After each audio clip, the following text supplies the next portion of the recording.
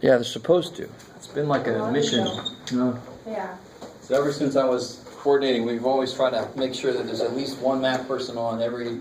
So that's not true anymore? Well, I mean, there's been like occasions where I'm in there and I like raise my hand and somebody's like, oh, look, I'll go get you somebody else, but I don't really know how to do it. Oh, yeah. Well, recently they started doing that board in the corner to tell you what tutors are there. They should put, oh, now it's really raining. Sorry. You know, we're in San Diego, that's like, oh, wow, it's an event. What was I going to say? But yeah, The tutors and the board and the wall. Yeah, they should put like 160 tutor. They should designate who that is. Write down like anywhere between math 120 and higher. They have you write down your name on the board so then they know. Like, Oh yeah. I know that part, but they also have a board that tells you what tutors are there. But they should also put like which one is the stats tutor, because to be a math major, you don't have to take statistics, which personally is stupid, but oh well. I don't know if you guys know that. So that's why not every math tutor knows stats, because depending on what they want to do with their math, they don't. Sometimes some paths don't need statistics at all. So don't. I want you to understand why that happens, right? But if you're majoring in statistics, you have to take math like the other math courses. Does it go that way? Oh yeah, because statistics requires calculus. If you really go far enough in stats. In fact, we're going to do stuff in here that other people did the calculus for us, and we're just going to use their results. But if you really wanted to do it, you should know calculus. So I know a few of you guys know calculus. This is just intro course, and that's the other thing. Stats tutors, they only take one class in stats. If you're tutoring algebra, how much have you done algebra? A lot. If you're tutoring stats, how much have you done it? Barely. So I always feel bad for the tutors, but they have these. They go in my math lab. They're supposed to do refresher things to keep it fresh in their brain, but that's one of the hardest things to do, really. That's why I asked. I wanted to see how it was going. So be sure to give evaluations. Let them know in general how it's going, because they can do things to improve how it's going. And I'm going to suggest, well, let's see. I got some ideas as to how to improve stats tutoring. I think it should be teacher-led, probably. We just got to figure out how to do that so people will actually want to do it. Because we all have enough to do already. But, all right, that aside, any questions on homework before we get... Yes? 29. 29? Yeah. Okay. I was about to say where, and then I got to remember our book doesn't care. It's just 29. Ooh, I like it.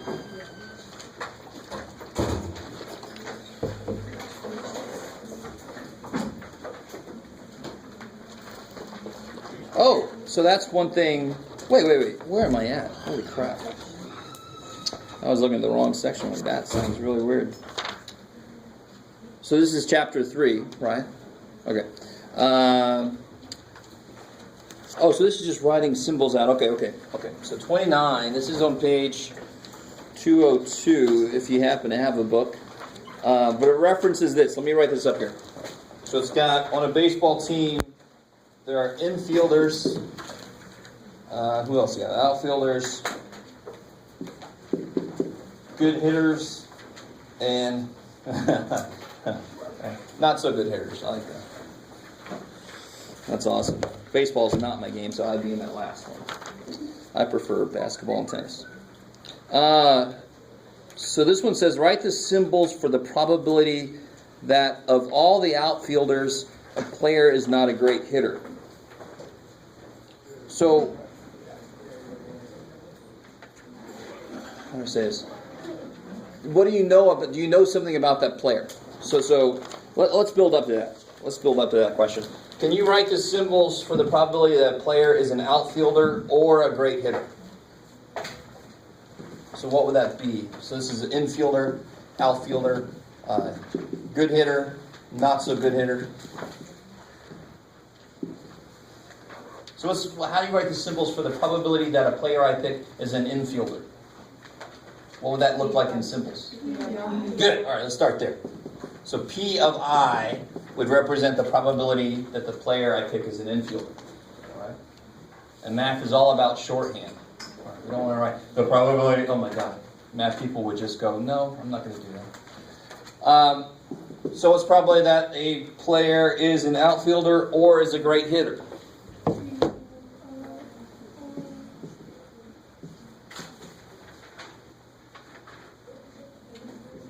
Yeah, see, it's not.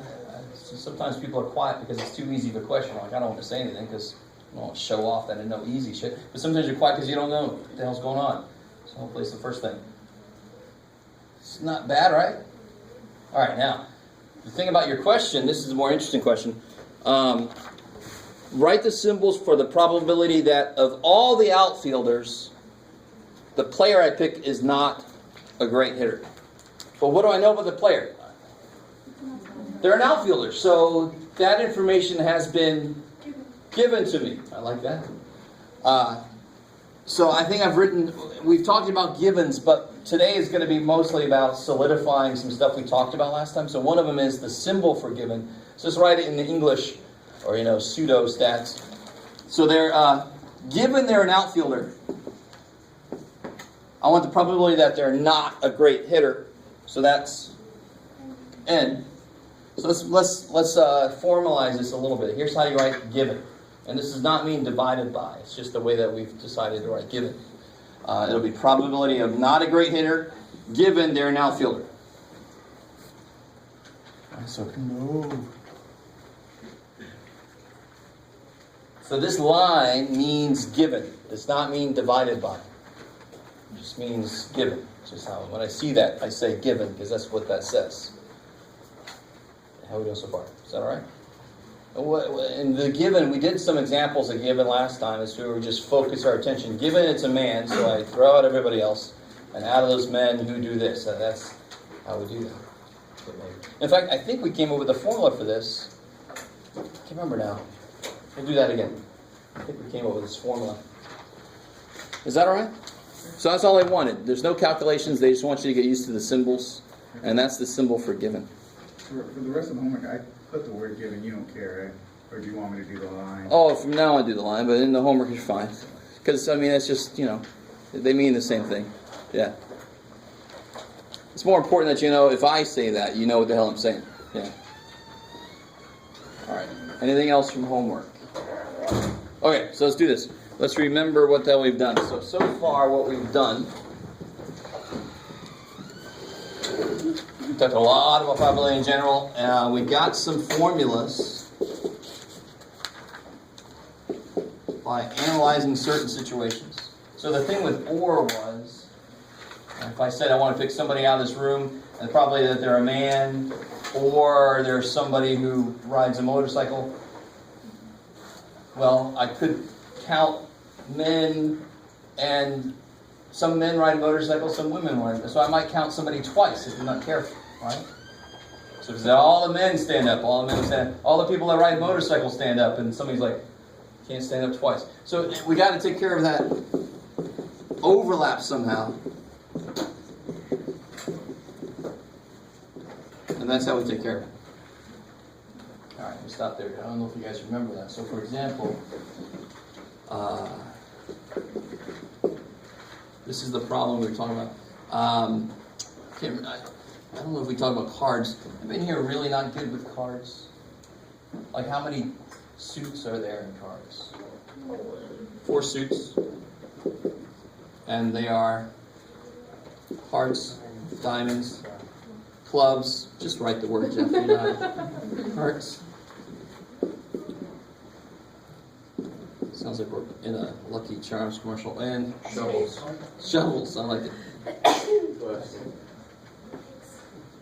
So there's 4 suits, right? And how many total cards are there? 52. That's right. If you have an older sister or something, you might know that from the 52 card pickup. Sudden pick a buck. No! Alright, sorry. This has brought back bad memories for me. So there's 52 cards total. How many in each suit? 13. The 52 divided by 4. So we've taken out the jokers, right? Yes. Alright. These cards are similar in the fact that they're both red. I like it. And these cards are black. Cool. So, what's the probability I pick a card out of a normal deck of cards and it's a red card? Yes, exactly. So there's 26 red cards out of 52. It reduces to 1/2, 50%. No problem, right? No problem. All right, so what's the probability I pick a card that is, you got it, Jeff, a jack or a club?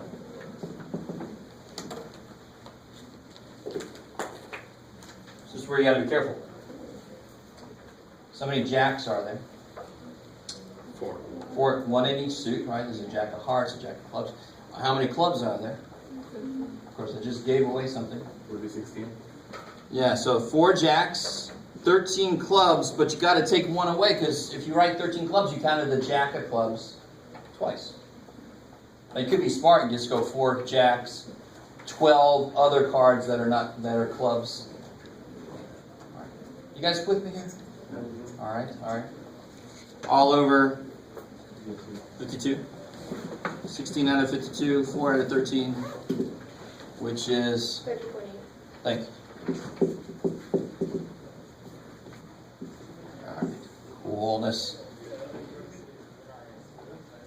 So I can deal with it if you guys are like, all right, I know this shit. That's awesome. If that's why you're looking like that, then that's good. But let me know if something up here doesn't make any sense. Please, dear God, let me know. All right, so that's the example of the OR equation. Now the given, let's do the given again. I can't remember if we actually did it all the way out. What if I wanted to, still the same problem here, right? So what's the probability that I pick jack given it's a club?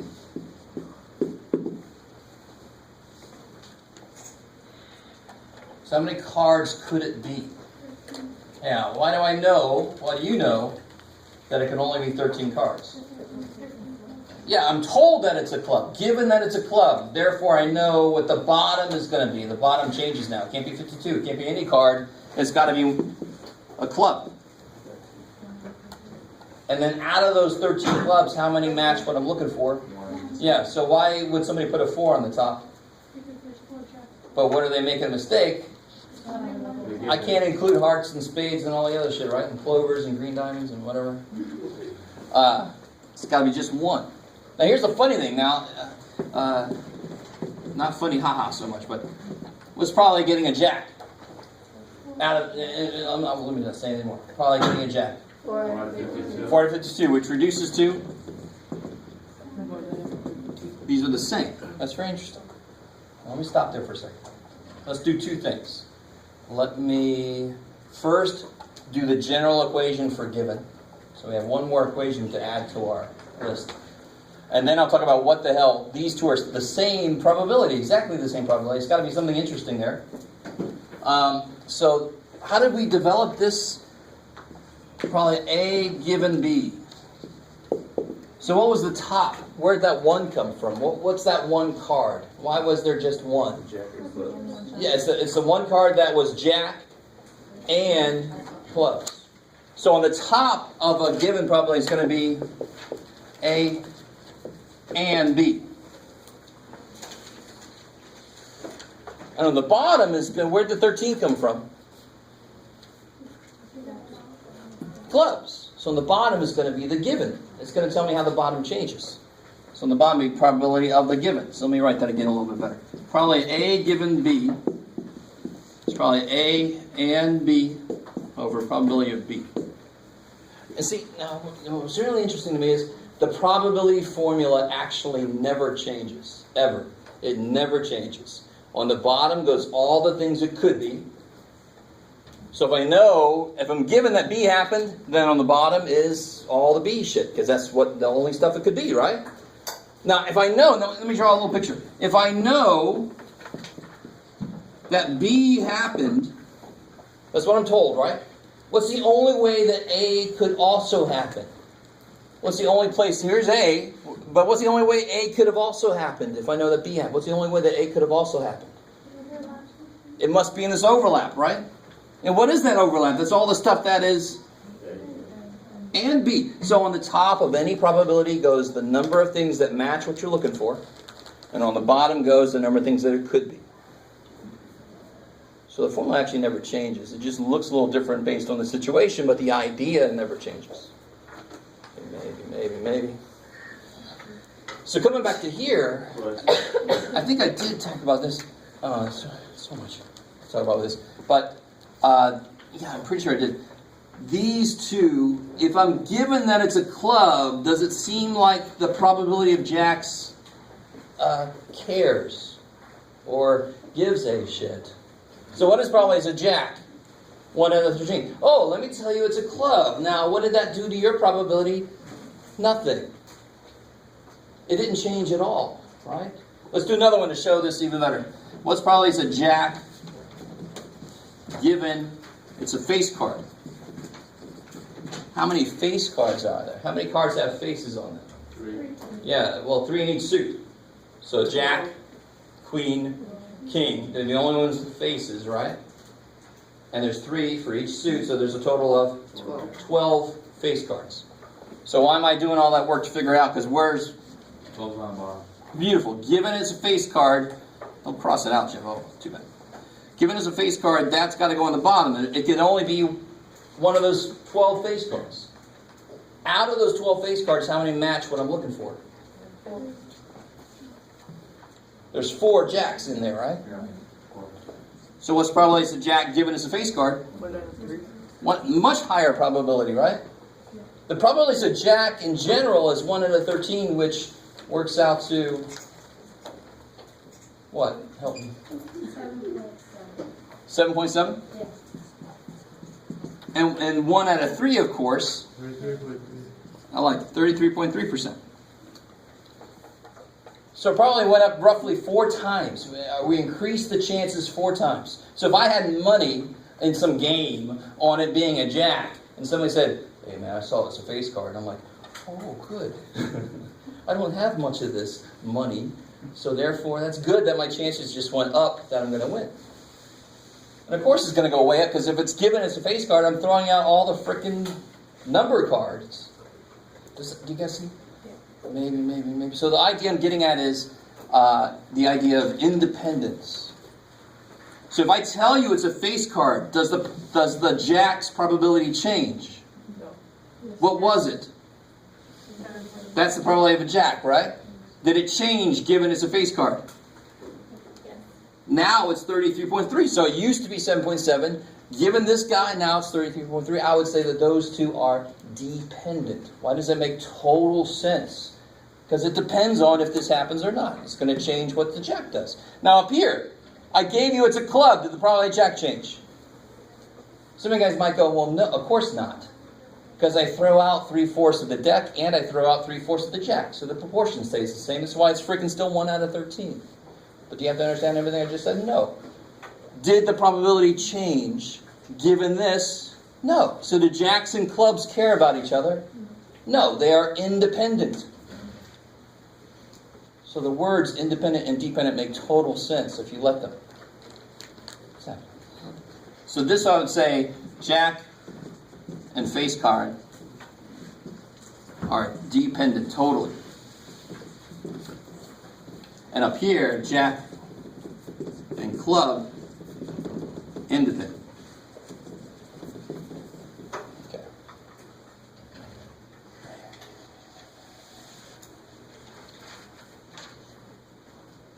All right, so in general, it's really hard to figure out if 2 things are independent or dependent just by thinking about it. Now, there will be some situations. So, for example, if I said, are these 2 things independent? The event that my car won't start, and the event, get out of there. It has been 4 years since I took my car in.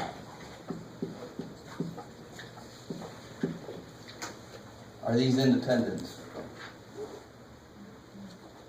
If it's been 4 years since you took your car in, won't the probability that your car won't start, won't that probably increase a little bit? Or even better, I did talk about this a little bit. Remember the Harley? The event that it's a man and the event that the person just got off a Harley. those are not independent because one will change the probability of the other one. Does that make sense? So independent is kind of harder to do in real life, but like that would be the event that I walk into my office and somebody put a watermelon on my chair, and the event that Carrie broke his leg. John Carey, sorry. He broke his arm already. Beat this poor guy up. Are those related at all? If they were, that would be like a really cool conspiracy theory. Carey running around throwing down watermelons into people's offices and he broke his arm on my door. I don't know. But more than likely not. Those are independent. They have nothing to do with each other. Yes? Is independent the same as mutually exclusive? No. Good. All right. So here's the weird part. All right. Give me an example of two things that are mutually exclusive. Rock and a caterpillar. All right, good. You remember that from last time. I like it. So we got a rock and we got a caterpillar. All right. So those are mutually exclusive. Now here's the funny thing. Let's say I have a room full of rocks and caterpillars, right? And rocks are in whatever. And I reach down and I pick up something. And let's say there's an equal amount of rocks and caterpillars. There's 12 rocks and 12 caterpillars, just to put it out there. All right, you guys with me? It's a very strange room. You have an image of the room in your head. Get it there. Get an image of the room in your head. Rocks. Maybe rocks I can actually pick up. All right, now, strongest man competition ship. All right. So I walk in blindfolded. This is the weirdest day of my life. And I reach down. I'm supposed to pick something up. What's the probability that I just picked up a caterpillar? 50. So probably caterpillar is 50%. And these are mutually exclusive, right? If I open my eyes and I see that it's a rock, now what is the probability that it is a caterpillar? 0, because it's a freaking rock, right? So that's the weird thing. If two things are mutually exclusive, they are the most dependent you could get. Because the minute I'm given that it's one of them, what's the chances that it's the other one? Nothing. So why did this work? Because these two things overlapped. If I know it's one, there was a chance that it was the other one. That's why they had a chance to be independent. The minute they have no overlap, you ain't got no chance. If it's one of them, the chances of the other one change to 0. I don't want to make too big of a deal out of that, but since you brought it up, it's a really good thing to realize. So in general, don't try to tie those together too much. One doesn't mean the other. So yeah, probably it's a caterpillar, given that it's a rock, is 0%. So they are completely dependent. They are the most dependent you can be.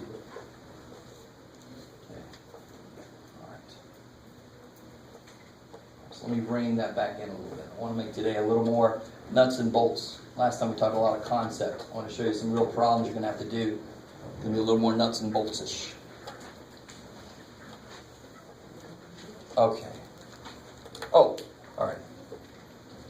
Second thing I wanted to show you right now is this idea. So we've got a formula for OR. We got a formula for given.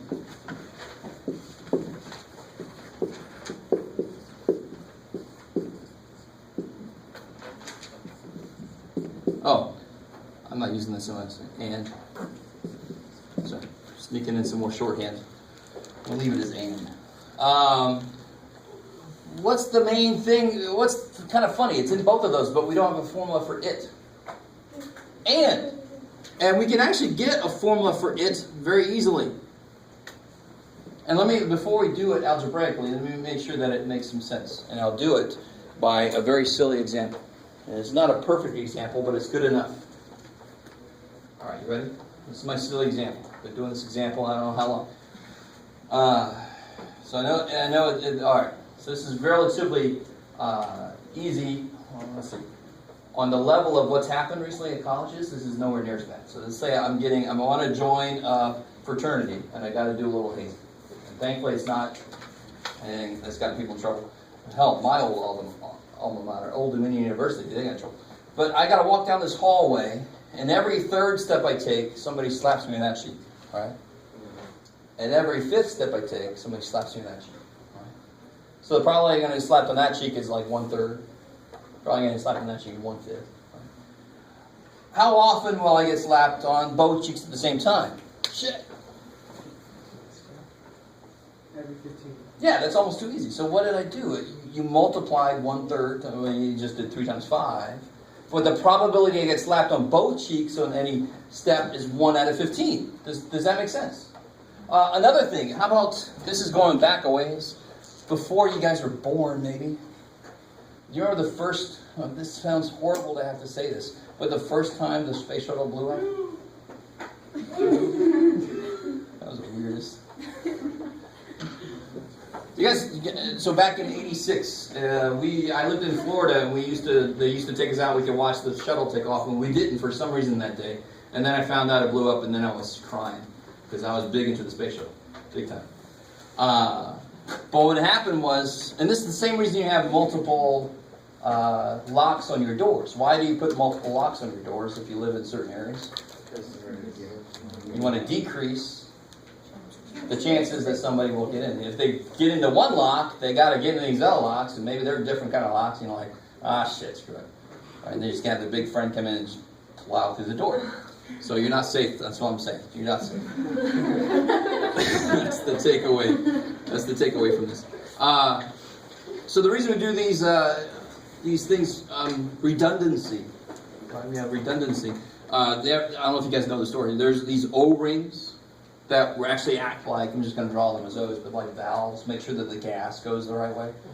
And let's say on a normal day, there's like let's make it worse than it really is. Let's say there's a 1% chance that this one will not work. But they have another one, thank God. And then also, it's the same kind of O-ring, so it's going to be a 1% chance that it won't work. You with me? And what does that 1% really mean? On average, out of 100 times, it'll fail once, because that's what 1% is. And that's an average. You don't go, it's 99 times it's worked, man, I'm not going to go in that thing. No, it's an average. You understand? It's not definitely 1 every 100. But on average, 1 out of every 100 times, that one will fail. And on average, 1 out of every 100 times, that one will fail. Well, what's the chances that they both fail? This one and this one fail. Thankfully, I don't add. That would suck. Now it's a 2% chance. Right? The more locks you put on your door, the easier chance there'll be, hey, you got 18 locks in here. That was easy. No. So, I'm sorry, go ahead. 1 out of 200.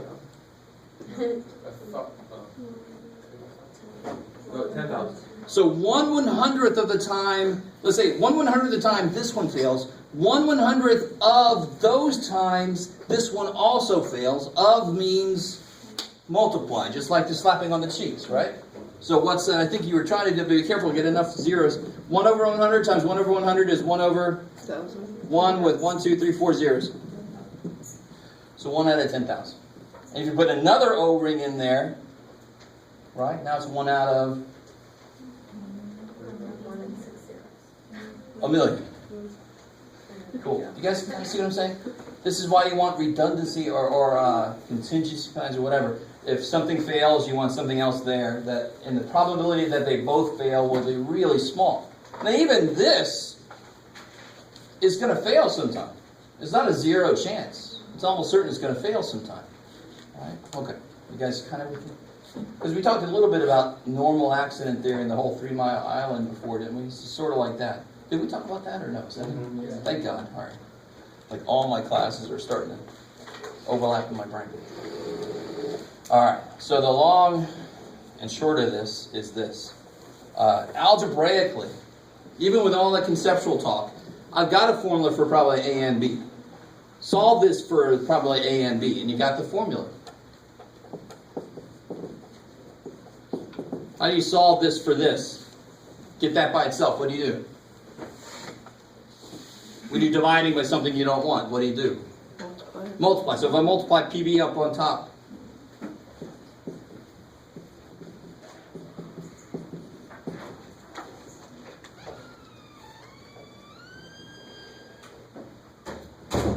now watch this.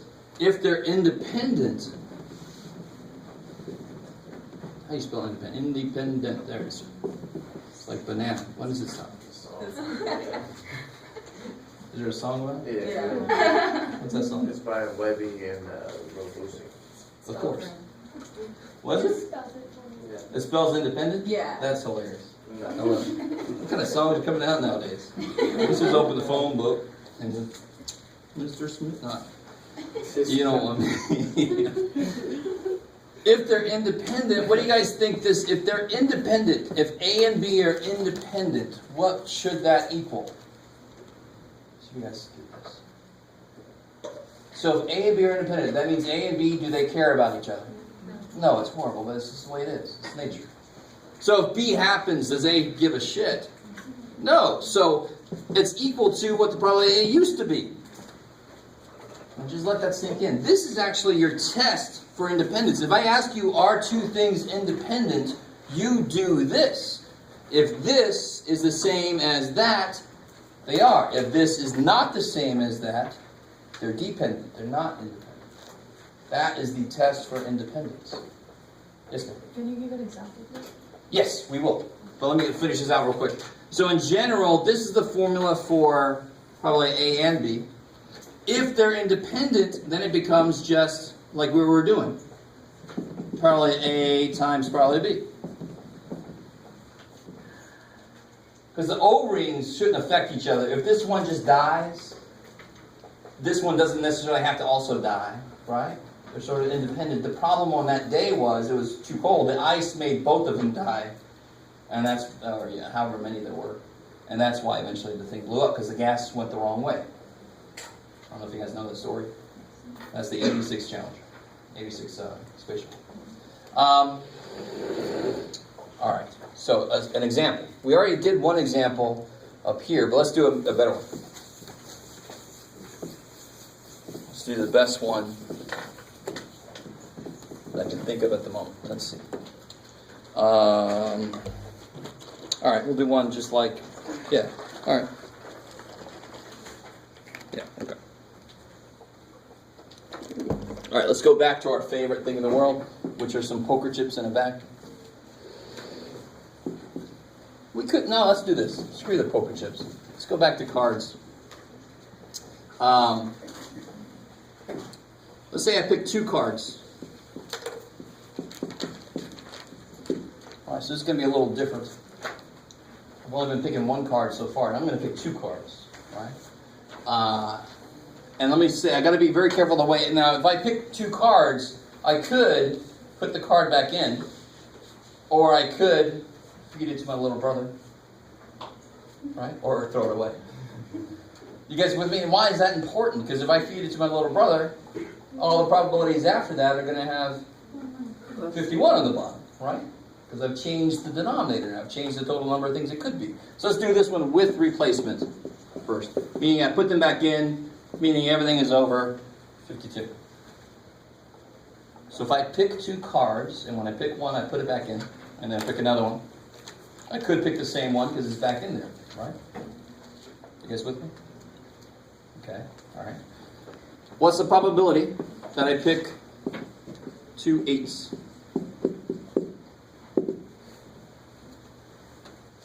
So it's probably the first one is an 8.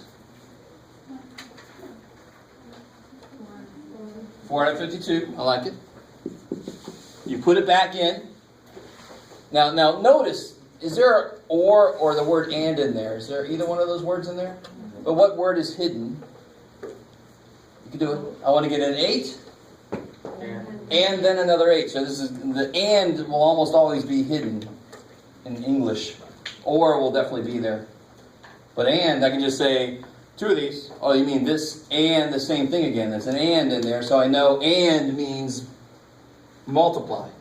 Or basically means add. You see that? Or means add with a possible adjustment.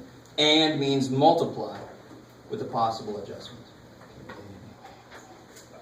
And why does that make sense? Because when I multiply numbers that are less than 1, they get smaller.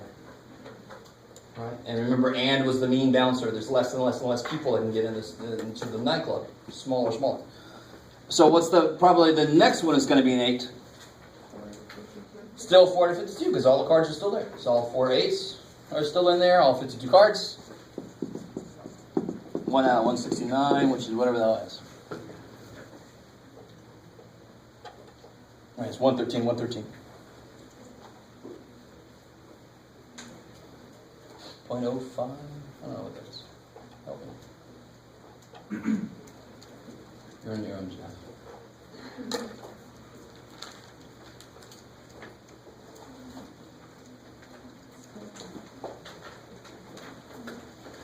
Is that percent? Okay, yeah. Well, that's too much. What happened there? 0.0059. There it is. So 0.06 roughly. So 0.6%. So does that make sense? Sure. Yes, sure. Yes, it is. All right. Because 1 out of 100 would be 0.01. So this is a little less than 1 out of 100. Makes sense. Cool. I like it. How are we doing so far? This seems almost too easy. All right. Let's do one more of these with replacement, and I think you'll get the idea. Let's probably get an ace, and then a heart. Too bad for you. Probably get a heart. It's very low, so it's too bad. How'd you get the 169? Oh, I'm sorry. So 113, 113. Oh. Just, yeah, certain numbers just keep coming up with cards, so just start to remember them if you do enough of them. It's the same thing. Careful. Well, the first one's got to be an ace, right? Yeah. And notice I'm being very careful about the order in which I do things. An ace and then a heart. So the first one's an ace. It's 452 chance. I put that ace back in. Probably the next one is a heart. 13. 13 out of 52. So 1/13, 1/4. What do you have to subtract that? If like the ace is a heart? This is not or. In fact, the first one doesn't affect the second one at all because you're putting it back in. When I say or, well, 2 cards, that would so desperately suck. I don't know if you know. But if I was swinging 1 card, I'd have to subtract 1 for or because I'm counting too many possibilities. There aren't that many chances. This is 2 separate things that I'm multiplying because I want them both to happen at the end. Maybe. And what do you get there? 1.9. Blah, blah, blah percent. Okay. All right, so that's not too bad. So what if I did it without replacement? What's probably I get, let's redo this one, 2 8s. What changes now? What's the chances the first one is an 8? 452, nothing's happened yet. So it's got the same probability it always does. And then I feed that to my little brother. My little brother Jimmy. And my parents are like, we can't play cards. It's too bad. 3 out of 51. Exactly. The next one to be an 8, there's only 3 chances for it to be an 8 because I just fed 1 8 to my little brother. And there's only 51 cards because I just fed 1. You guys see that? That is this formula right here. The probability the first one's an 8 times the probability the second one's an 8 given that the first one was an 8. That changed. So why didn't it change up here? Because up here, if I do it with replacement, these are independent. It doesn't matter what happened first because I put the damn thing back in. Now everything's kind of reset. If I do it without replacement, they are dependent. Phew. If the first was an 8, now the second one has got less chances to be an 8. On the question, will you ask if without replacement? Or? Yes, I have to. Okay. If I don't, I'm evil. Yeah. Not that evil yet. I'm just a little evil. And whatever the hell that is. 0.5%. 0.5? So up here it was 0.6 and now it's 0.5. Makes sense because there's fewer chances on the next go around to get an 8. What's probably, this would be a really hard problem to be honest, you guys might not even realize, but what's probably, it's, because, and just to come to the point earlier, who said that earlier, about the heart and you have to subtract, because you're right, whoever said that, I'm saying you're right, so you said that, okay. Not here because they're independent, doesn't matter, but here, ace and then a heart. Well, if I did pick an ace, then the number of hearts might change if it was the ace of hearts. So you got to, and then they'll probably get really hard to because you got to take care of all the possibilities that might happen. So let's not do that. I'm not going to ask you that kind of question. So let's do this. What's probably is an ace and then an 8.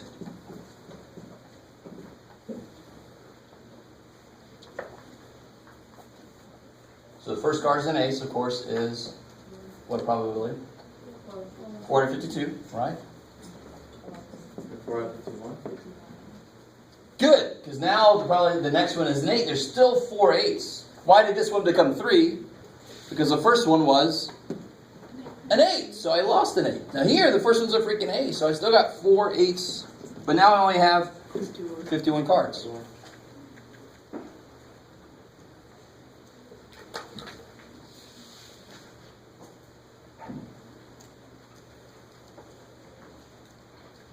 What does it come out to? 0.6%, okay.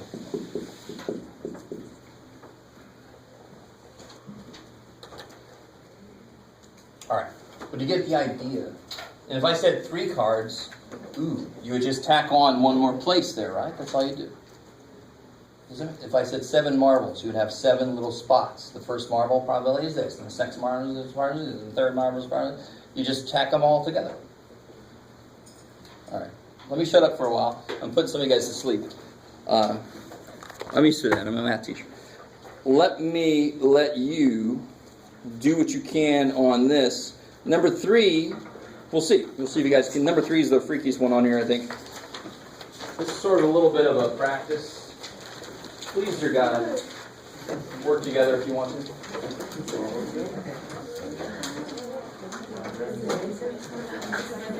Oh, scheiße. Switch it up.